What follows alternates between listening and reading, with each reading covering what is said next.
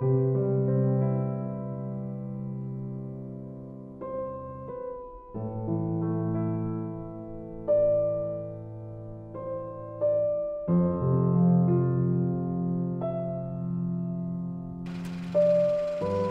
ng tao gusto mabuhay habang buhay.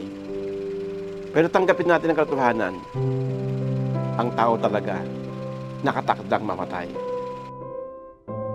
Mahalaga sa paningin ng Panginoon ang kamatayan ng kanyang mga banal.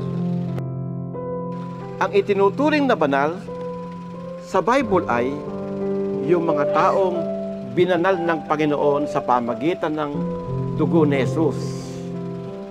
Yung mga tumanggap kay Jesus na Panginoon ang tagapagligtas, itinuturing na banal ng Panginoon. Kaya tayo, mga kapatid, huwag nating ikalungkot sapagkat yung ating mahal sa buhay, may paglalagyan ng Diyos sa Kanya. Paano ipapakita ng Panginoon yung pagpapahalaga pag namatay yung mga banal? Ang Panginoon din ang bababang mula sa langit. May isang sigaw, may tinid ng arkanghel, may pakakak ng Diyos. At ang namatay kay Kristo ay unang mabubuhay na maguli. Kaya Sister Aida, naunang namatay sa atin. Pero anong pangako ng Diyos?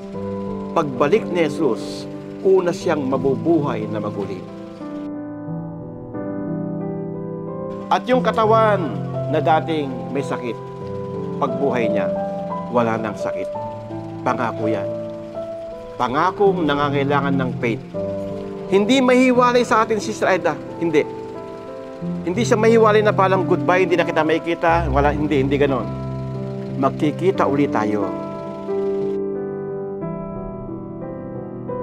Pagkat siya, kapiling na ng Panginoon. Move on. Be happy. Sapagkat ang ating mahal sa buhay, wala sa kapahamakan. Nasa dako siya ng paraiso. Ang ating nanay, ipagkakatiwala natin sa Panginoon.